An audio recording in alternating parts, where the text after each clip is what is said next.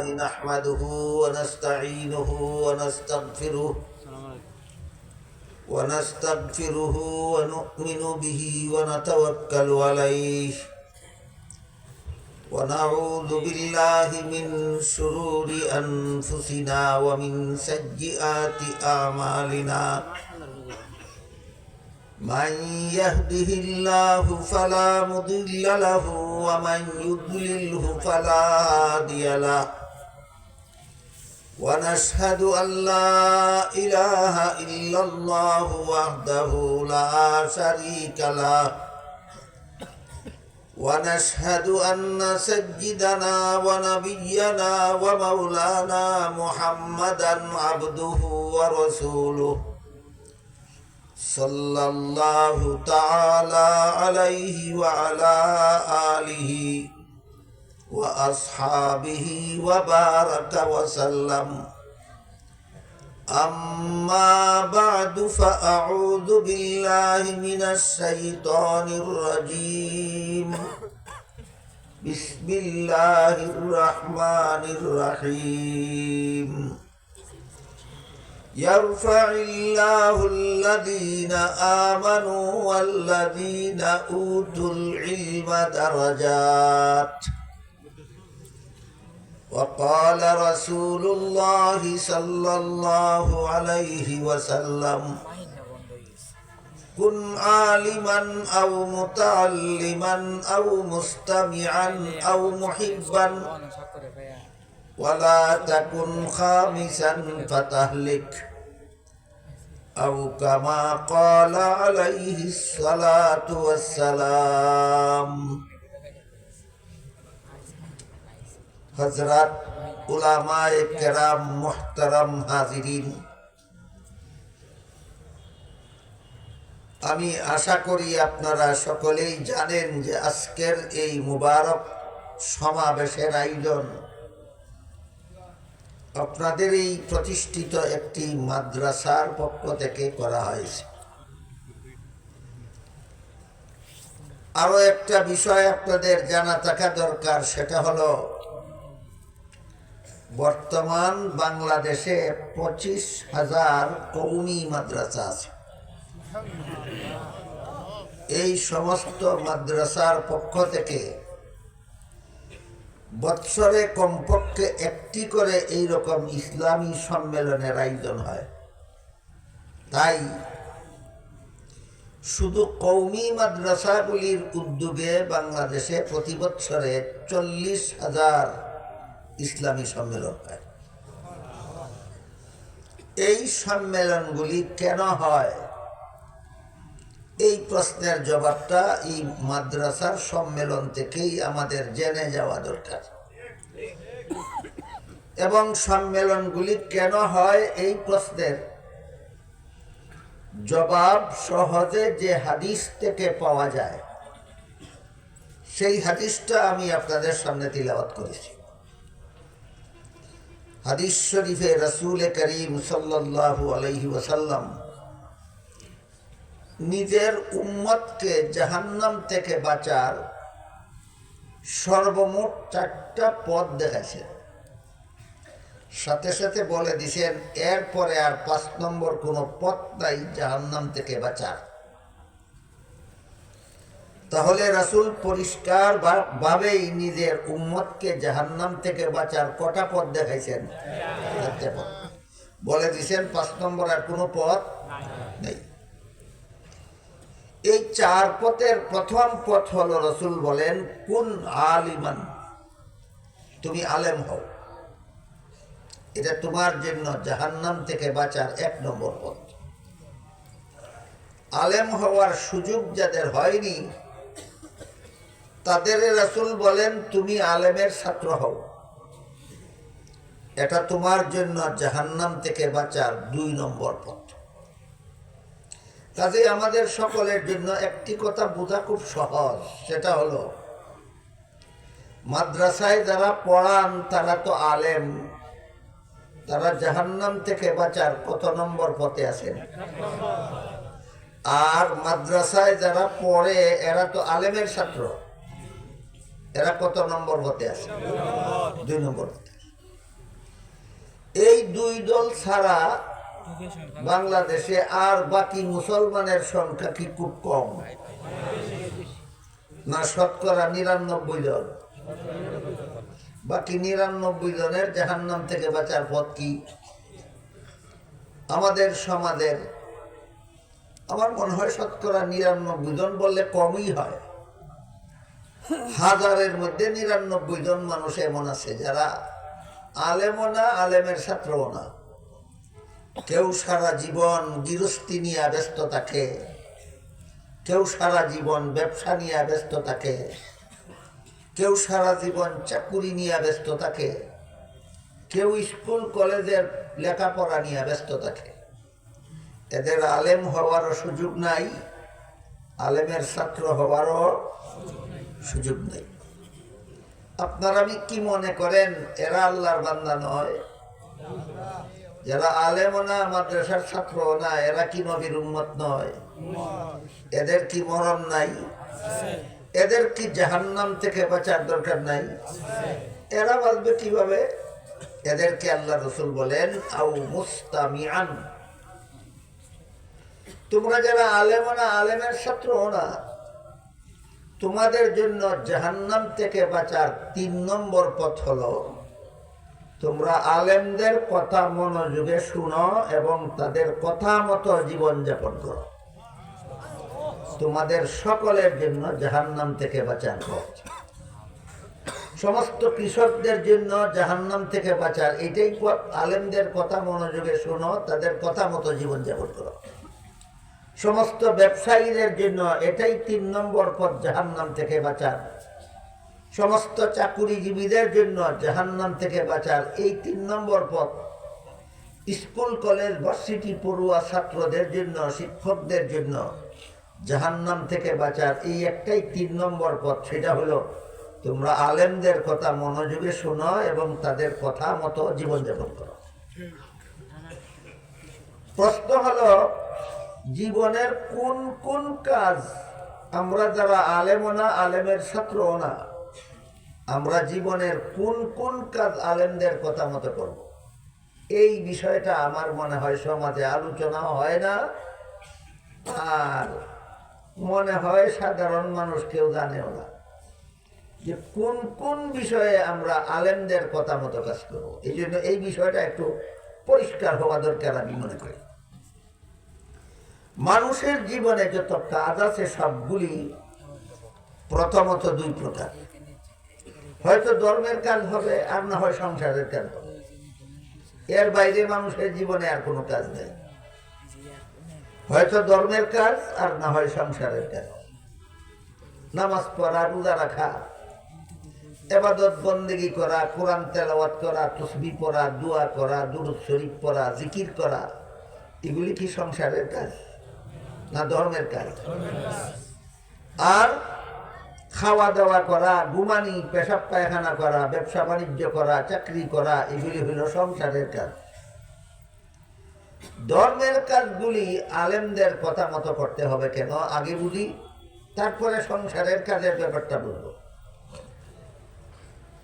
ধর্মের কোন কাজ কিভাবে করলে শুদ্ধ হয় আর কিভাবে করলে ভুল হয় একমাত্র আলেমরা জানে, আর কেউ জানে না। বলেন তো আপনারা, কিভাবে উযু করলে শুদ্ধ হয় আর কিভাবে উযু করলে ভুল হয় জানে কে? তাহলে আমার উযু করতে হবে কার কথা মতো? আলেমের কথা মতো। কিভাবে নামাজ পড়লে শুদ্ধ হয়, কিভাবে নামাজ পড়লে ভুল হয়, আলেম ছাড়া কেউ জানে না। কাজে নামাজটা যদি আমার শুদ্ধ হওয়া চাই, তাহলে নামাজ আমার আলেমদের কথা মতো পড়তে হবে। কিভাবে কোরআন তেলাওয়াত করলে শুদ্ধ হয় আর কিভাবে করলে ভুল হয়, আলেম ছাড়া কেউ জানে না। সুতরাং কোরআন তেলাওয়াত করতে হবে আমার ইচ্ছা মতো না আলেমদের কথা মতো? হজ করতে হবে আমার ইচ্ছা মতো না আলেমদের কথা মতো? তাহলে ধর্মের সকল কাজ আমাকে আলেমদের কথা মতো করতে হবে কেন? শুদ্ধ হওয়ার জন্য। শুদ্ধ না হলে এটা গ্রহণযোগ্য হবে না। এই কথাটা মনে রাখুন যে ধর্মের সকল কাজ করতে হবে আলেমদের কথা মতো কেন? শুদ্ধ হওয়ার জন্য। এই পর্যন্ত বুঝে থাকতে বলুন তো দাওয়াত ও তাবলীগ সংসারের কাজ না ধর্মের কাজ? করতে হবে কার কথা মতো? কাজী যারা বলে তাবলীগ আলেমদের কথা মতো চলবে না, এরা চায়টা কি? এরা তাবলীগের নামে উম্মতকে জাহান্নামে নিতে চায়। এই দলের বড় নেতা হইল সাদ। এই দলের বড় নেতা সাদ, তার কুখ্যাত অনুসারীরা হইল খুনি, গুন্ডা, সন্ত্রাসী। এই গুন্ডা বাহিনী, সন্ত্রাসী বাহিনী গত এক সপ্তাহে কি করেছে জানেন? কি করেছে জানেন? চারজনকে শহীদ করেছে। শুধু আলেমদের কথা মতো তাবলীগ চলতে দেবে না এই দাবির উপর। আলেমদের কথা মতো তাবলীগ চলবে না, তাবলীগ নাকি গুন্ডা বাহিনীর কথা মতো চলতে হবে, তাবলীগ নাকি খুনি বাহিনীর কথা মতো চলতে হবে।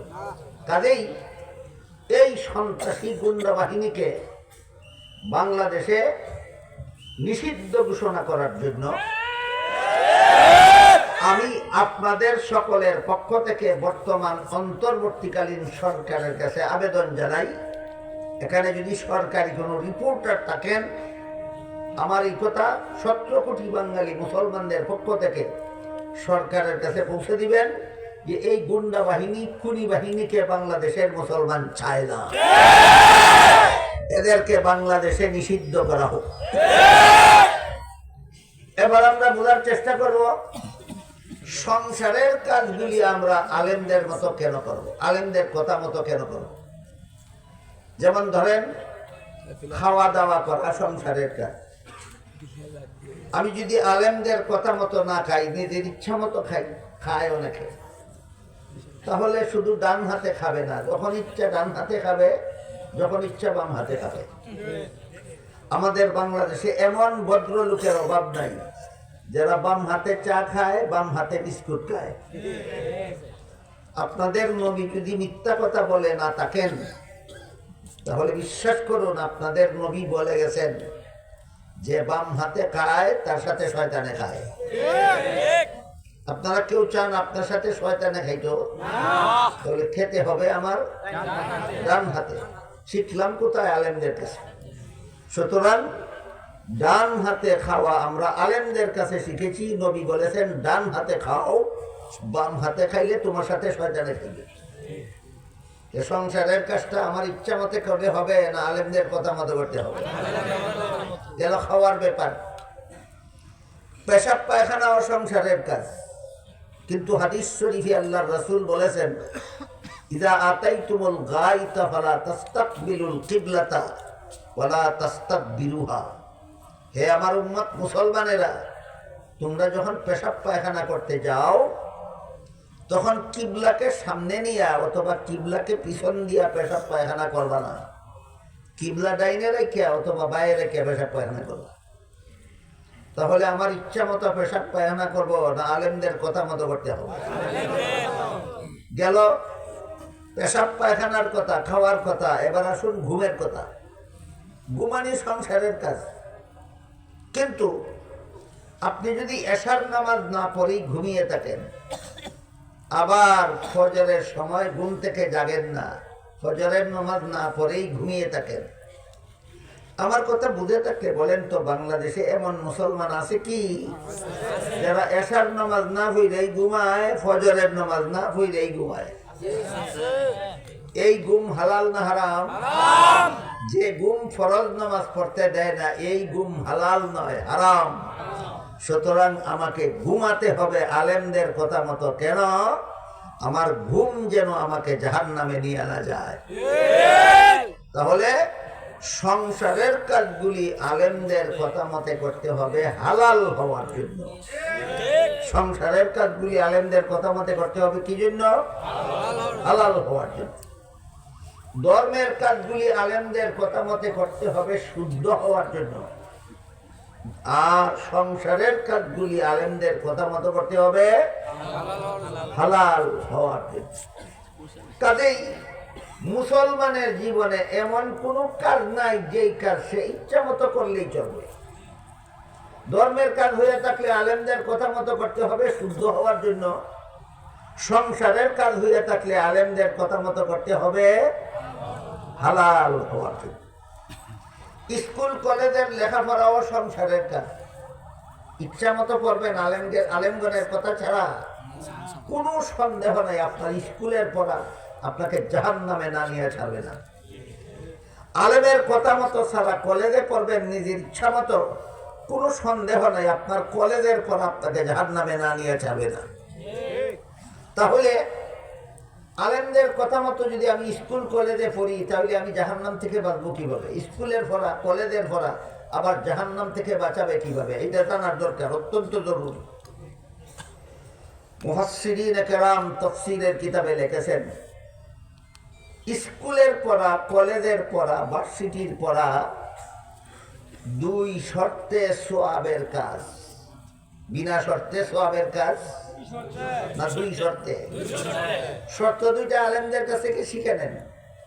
আলেমদের কাছ থেকে শর্ত দুইটা শিক্ষা নিয়ে দুই শর্ত মতো আপনি স্কুলে পড়েন, স্কুলের পড়া আপনাকে জাহান্নামে নিবে না।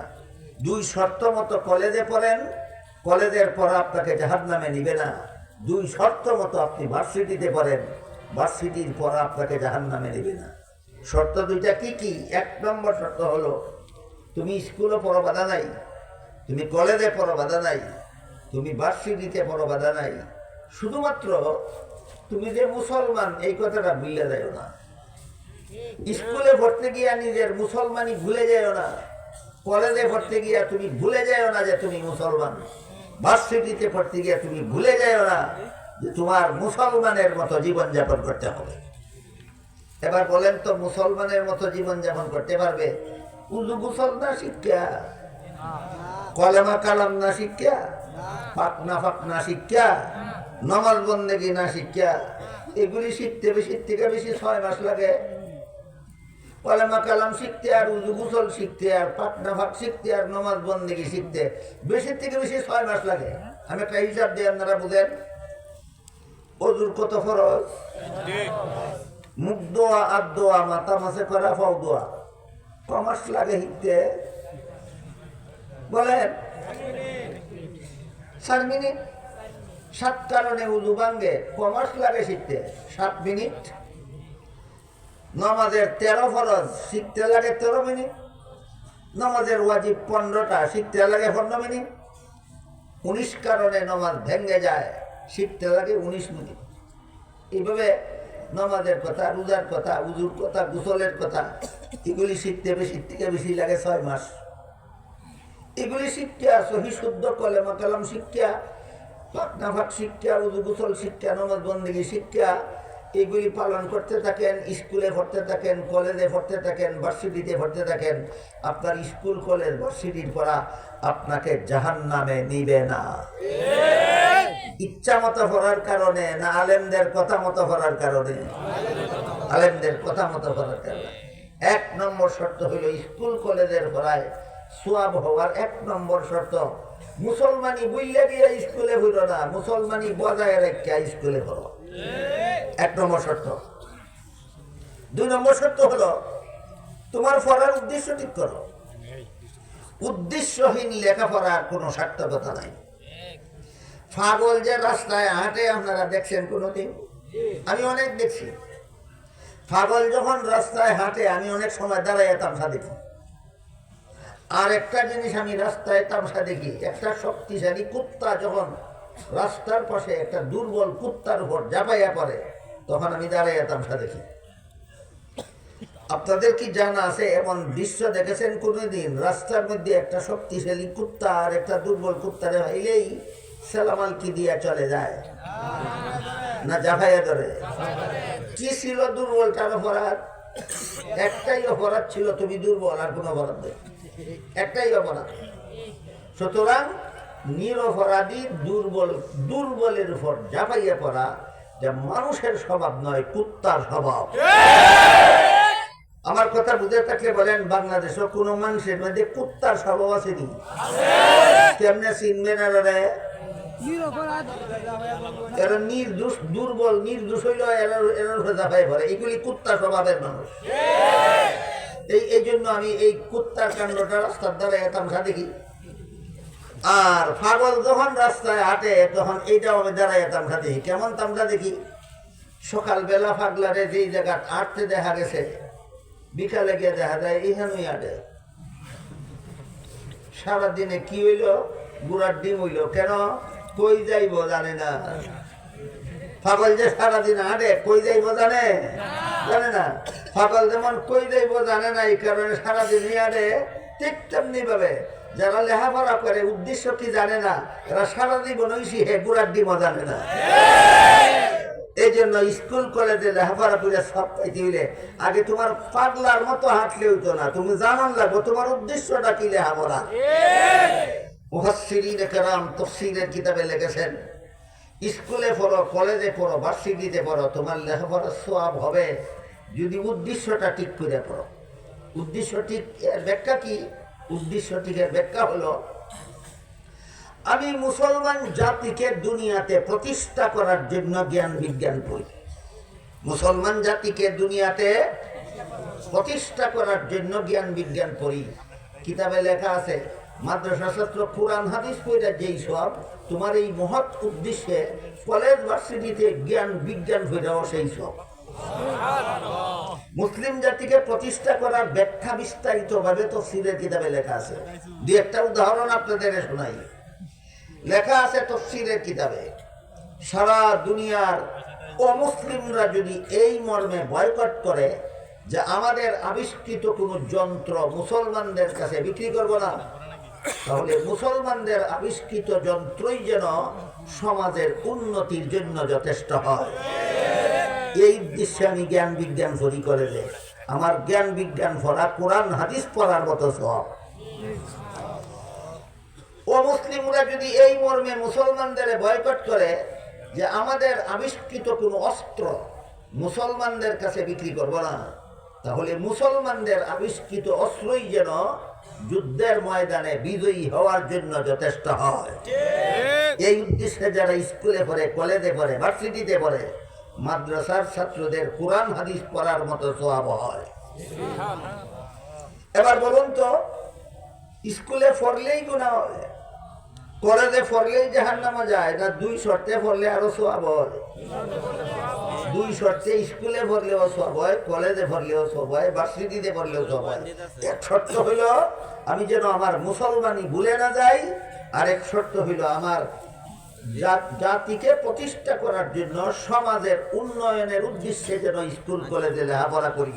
তাহলে আমার স্কুল কলেজের পড়াতেও সওয়াব আছে, স্কুল কলেজের লেখাপড়াতেও সওয়াব আছে।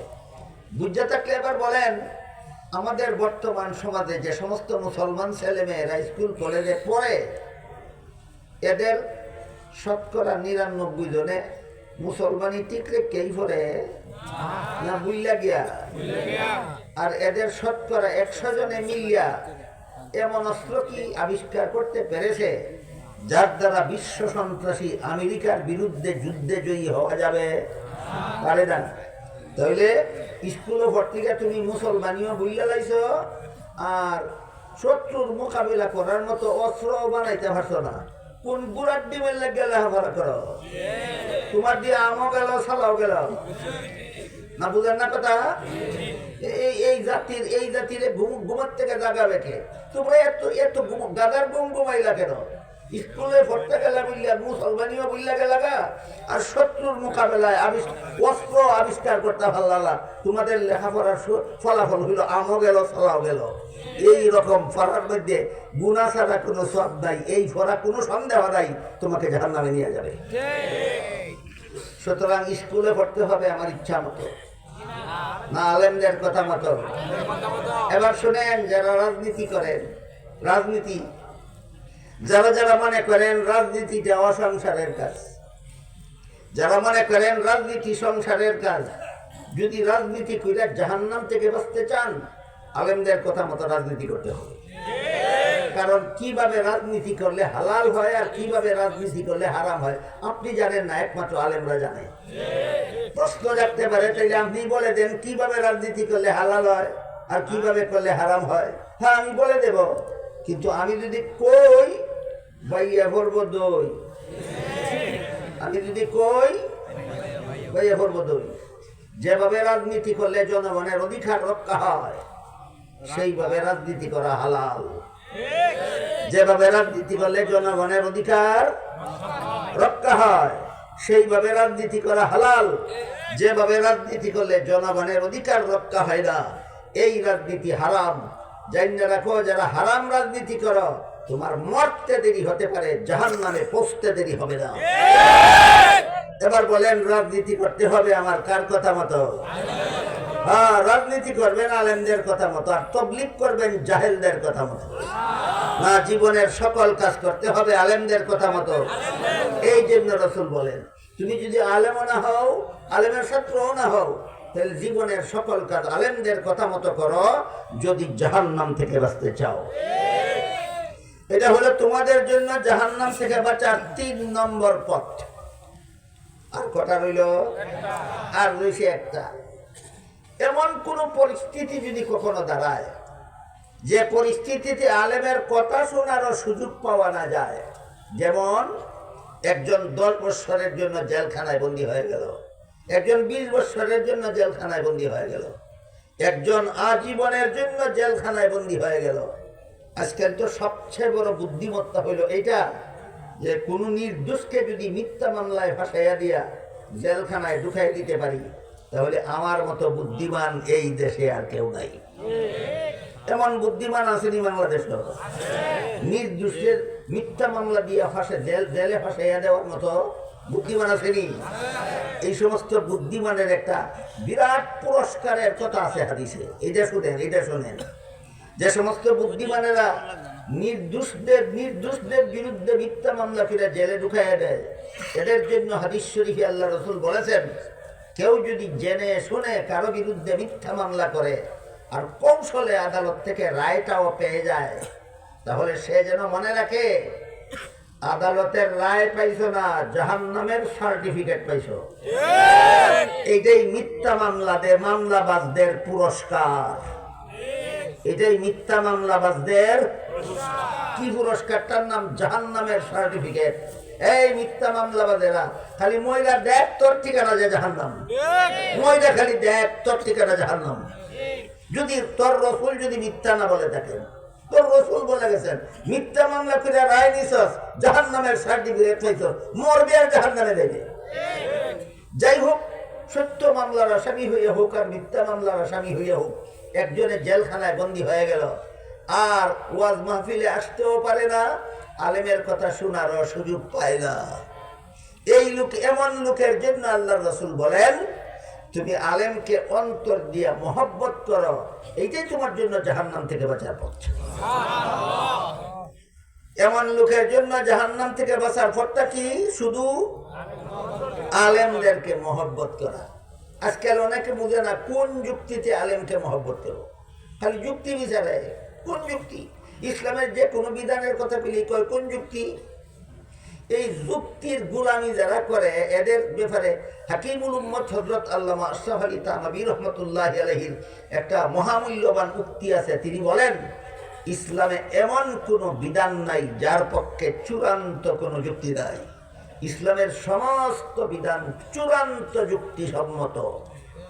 ইসলামের সমস্ত বিধান চূড়ান্ত যুক্তিসম্মত, কিন্তু ইসলামের সকল বিধানের যুক্তি বোঝার যোগ্যতা সকল পণ্ডিতের মাথায় নাই। বলেন, ইসলামী বিধানের যুক্তি নাই না যুক্তি বোঝার যোগ্যতা পণ্ডিতের মাথায় নাই? রাসূল যে বললেন, তুমি যদি আলেমও না হও, আলেমের ছাত্রও না হও, আলেমের কথা শোনারও সুযোগ না পাও, তাহলে আলেমরে মহব্বত করো, এই বিধানের যুক্তি কি? অনেকে বুঝে না, না বুঝা করে কি আলেমদের সাথে দুশ্মনী করে। কেন আলেমরা কোরআন হাদিসের কথা বলে? কেন আলেমরা হালাল হারামের কথা বলে? কেন আলেমরা আল্লাহ এবং আল্লাহর রাসূলের কথা বলে? এই জন্য আলেমদের প্রতি ঘৃণায় তার মুখটা ফেটে যায়। এমন এমন এমন ঘৃণাকারী মুসলমানের তো অভাব নেই বাংলাদেশে। আলেম দেখলে, আলেমের নাম শুনলে, আলেমের খবর পেলেই তার সারা শরীরে চুলকানি উঠে। এরা শুধু যুক্তি খুঁজে, কেন আলেমকে মহব্বত করবো, কোন যুক্তি দিয়ে? কাজেই আপাতত আমরা এই ইসলামের এই যে একটা বিধান, তোমরা আলেমরে মহব্বত করো, আপাতত এটার যুক্তিটা একটু বোঝার চেষ্টা করি। ধরেন একটা সন্তান তার মায়ের গর্ভে থাকা অবস্থায় তার বাবা মারা গেল, জন্ম হইয়া এতিম হইল না জন্মের আগেই এতিম হইল? এই এতিম বাচ্চাটার জন্ম হওয়ার পরে যেহেতু তার বাবা নাই, এই জন্য তারে লালন পালন করলো তার চাচা, লেখাপড়া শিখাইয়া মানুষ বানাইল চাচা। বলেন সন্তান জন্ম হলে পরে লালন পালন কইরা লেখাপড়া শিখাইয়া মানুষ বানানির দায়িত্বটা আসলে কার ছিল? বাবা না তাকায় কে কইরা দিল? এখন যদি কোন মুরব্বী ওই এতিম ছেলেটারে কয় যে তুমি তোমার চাচার এই বাবার মতো সম্মান করবা, অযৌক্তিক? কি যুক্তি? চাচায় বাপের কাম কইরা দিছে, এটাই তো যুক্তি। যেহেতু চাচা তোমার বাবার কাজ কইরা দিছে, তাহলে চাচার এই বাবার মতো সম্মান করবা, এটাই যুক্তি। ঠিক তেমনি ভাবে রাসূলের চাচাতো ভাই উম্মতের রইসুল মুফাসসিরিন হযরত আব্দুল্লাহ ইবনে আব্বাস রাদিয়াল্লাহু আনহু বলেন, আলেমগণকে নবীগণের মতোই সম্মান করবা। কি যুক্তি?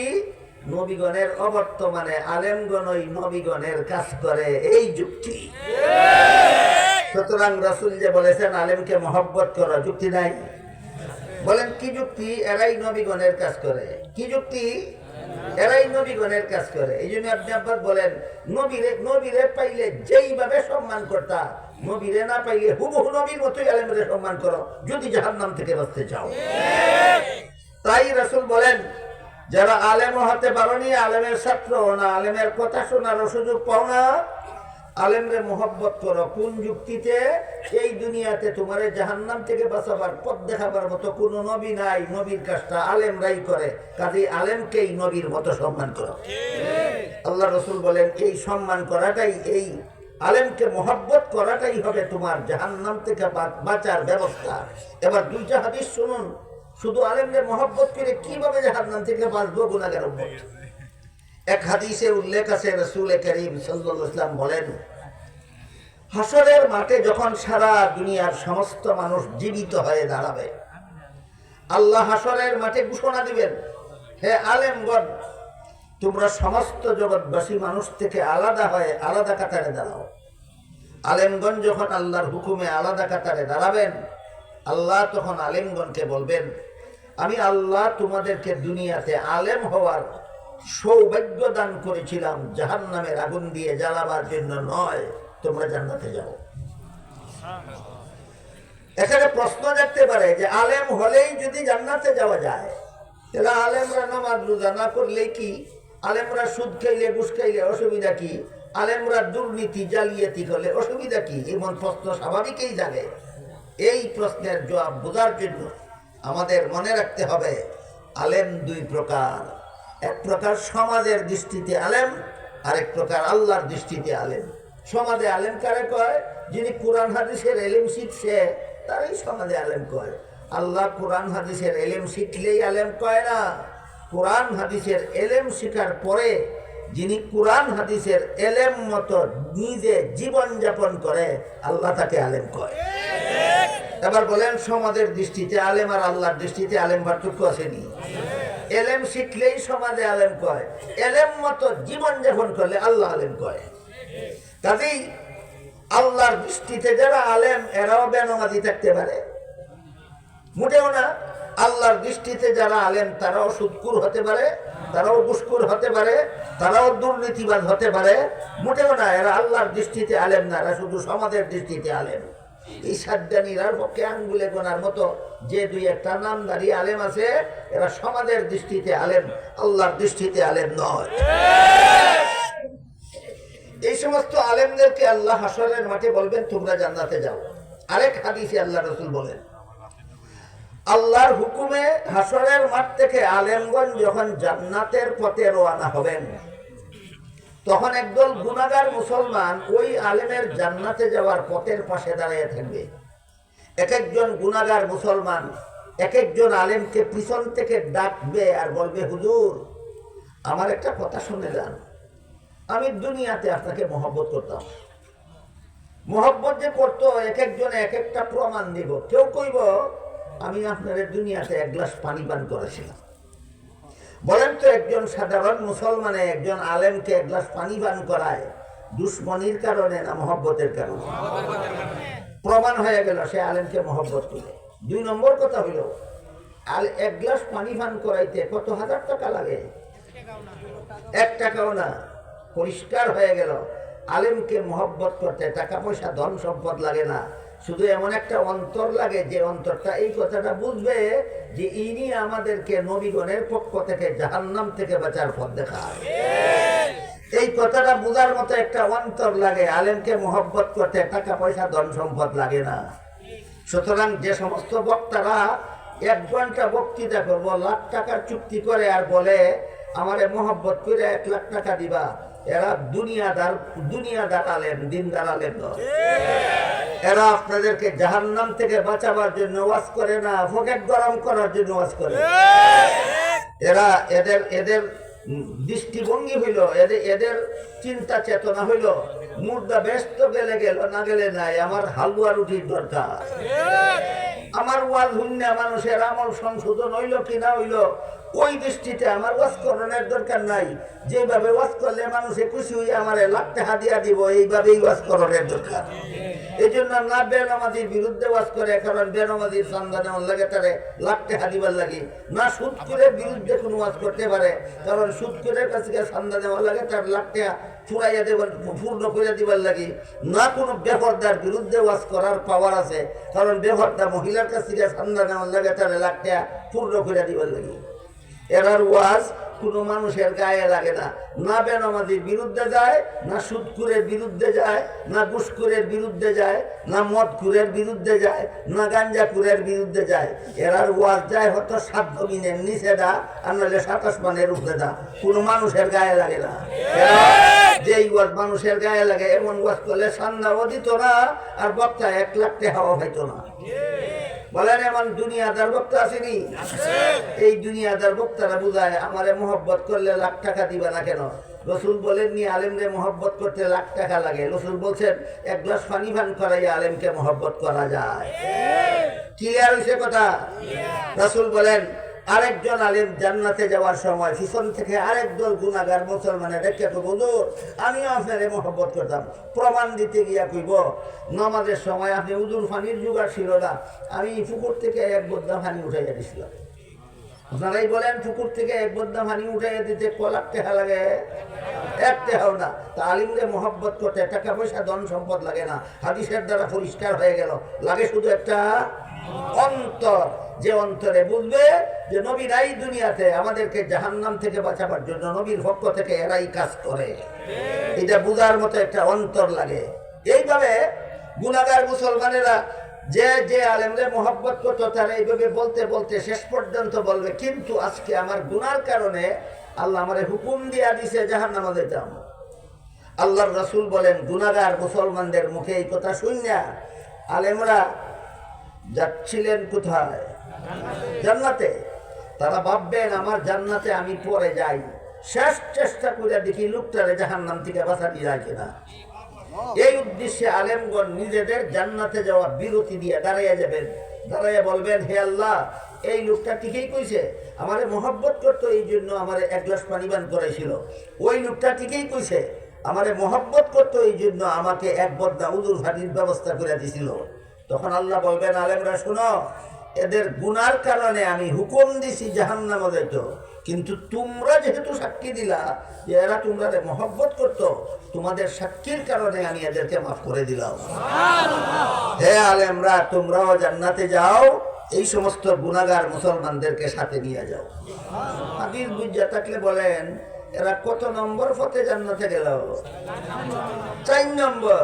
তাই রাসূল বলেন হয়তো আলেম হও, এটা তোমার জন্য জাহান্নাম থেকে বাঁচার 1 নম্বর পথ, না হয় আলেমের ছাত্র হও, এটা তোমার জন্য জাহান্নাম থেকে বাঁচার 2 নম্বর পথ, আর না হয় আলেমের কথা মতো জীবন যাপন করো, যে তোমার জন্য জাহান্নাম থেকে বাঁচার 3 নম্বর পথ।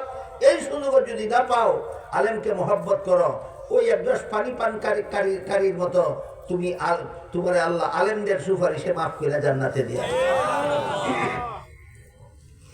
এরপরে রাসূল বলেন ওয়ালা তাকুন খামিসান ফাতাহলিক, সাবধান আমার কোন উম্মত তোমার যেন অবস্থা এমন না হয় যে তুমি আলেমও হলে না, আলেমের ছাত্রও হলে না, আলেমের কথাও শুনলে না, আলেমরে মহব্বত করলে না, তাহলে তোমার কপালে ধ্বংস ছাড়া আর কিছু নাই। এবার বলুন, এই যে জাহান্নাম থেকে বাঁচার পথগুলি রাসূল বলে গেছেন উম্মতের উদ্দেশ্যে, এই পথগুলি আলেমরা জানে কিনা? আপনারা না জানাইলে আপনারা এই পথে চলবেন কেমনে? তাই আপনাদেরকেও রসুলের বর্ণিত জাহান্নাম থেকে বাঁচার পথগুলি জানাবার জন্য বাংলাদেশের 40,000 কওমি মাদ্রাসার পক্ষ থেকে প্রতি বছরে 40,000 ইসলামী সম্মেলন হয়। শুধুমাত্র যারা আলেমও না, আলেমের ছাত্রও না, এদেরকে জাহান্নাম থেকে বাঁচার পথ দেখাবার জন্য। আল্লাহ আপনাদের আমাদের সবাইকে রসুলের বর্ণিত যে কোনো পথে জাহান্নাম থেকে বাঁচার পথে চলার তৌফিক দান করুন। সবাই বলুন আমিন। সুবহান রাব্বিকা রাব্বিল ইজ্জাতি আম্মা ইয়াসিফুন ওয়া সালামুন আলাল মুরসালিন ওয়ালহামদুলিল্লাহি রাব্বিল আলামিন।